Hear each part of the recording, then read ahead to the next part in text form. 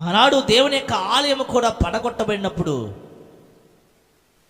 Haggai గ్రంథం 2వ అధ్యాయం మనం చూస్తే జెరుబ్బాబెలుతో అంటున్నాడు, దేవుని యొక్క ఆలయాన్ని కట్టుటకు ధైర్యం తెచ్చుకో జెరుబ్బాబెలు. దేవుని యొక్క ఆలయము పడగొట్టబడింది, పడగొట్టబడిన దేవుని యొక్క ఆలయాన్ని కడతానికి ధైర్యం తెచ్చుకో. అవును, జెరుబ్బాబెలును బలపరుస్తున్నట్టు, జెరుబ్బాబెలును ధైర్యపరుస్తున్నట్టు మనం చూస్తూ ఉన్నాం.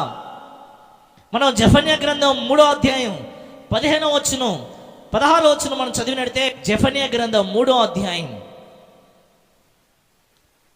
15, 16 వచనాలు చూసినట్టే, 17వ వచనం కూడా చూసినట్టే, తాను మీకు విధించిన శిక్షను యెహోవా కొట్టివేసి ఉన్నాడు, మీ శత్రువు ఆయన వెళ్ళగొట్టి ఉన్నాడు.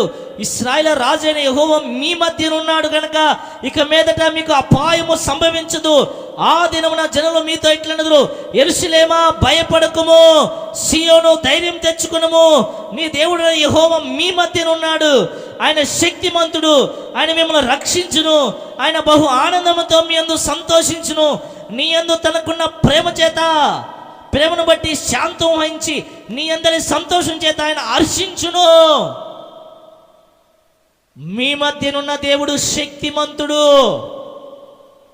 ప్రియమైన సహోదరి సహోదరుడా, మన మధ్యనున్న దేవుడు శక్తిమంతుడైన దేవుడు. ఆయన వృద్ధాప్యమందు అబ్రహాముకు బిడ్డలించిన శక్తిమంతుడు, ఎర్ర సముద్రమును పాయల చేసిన శక్తిమంతుడు, యెరికో కోటలను కూల్చిన శక్తిమంతుడు, యోర్దాను పాయల చేసిన శక్తిమంతుడు, మారా వంటి అనుభవాల్ని మధురంగా చేసిన శక్తిమంతుడు ఆయన.